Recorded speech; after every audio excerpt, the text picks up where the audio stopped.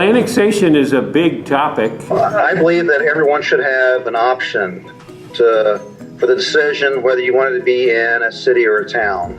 Time. They've got an urban growth boundary beyond which it's very difficult to get development permitted. We believe that there is an overwhelming number of people who want to be in the climate and the aura that they now live in. It's just overwhelming.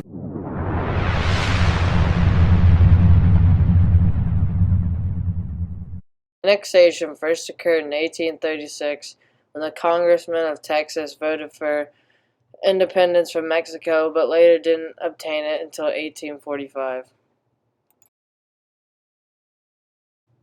Annexation has happened all through the years, but it last occurred nationally when Alaska and Hawaii were added to be states.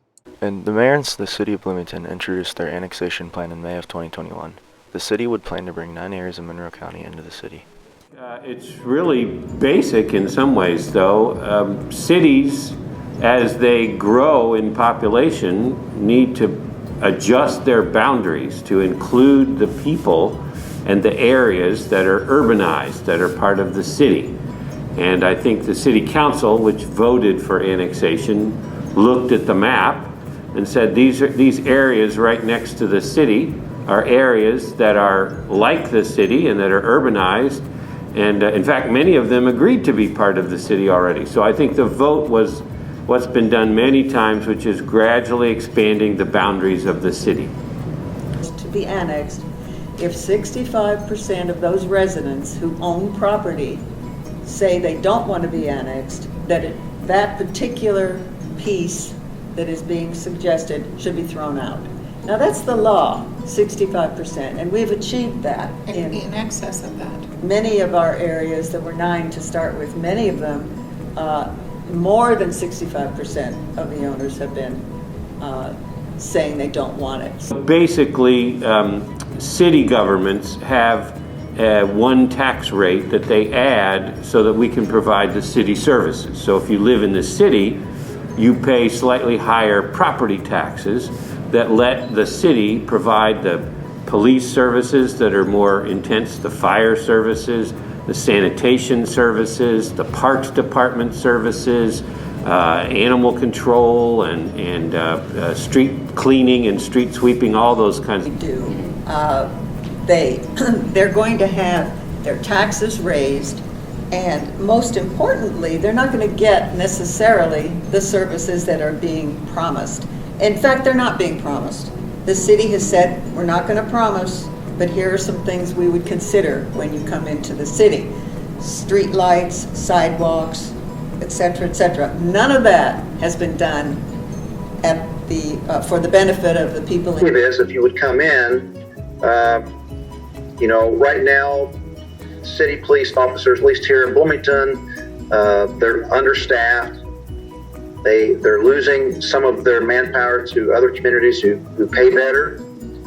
That happens. It happens in all job aspects, whether it's factory workers or small business owners trying to keep good workers here. So they've got a problem trying to keep, good police officers here in the community. You can look at the report that shows those numbers for 2010, and they are. There are variations by race, Hispanic origin, but they are certainly less than they used to be. So what kind of benefits would people see from annexation?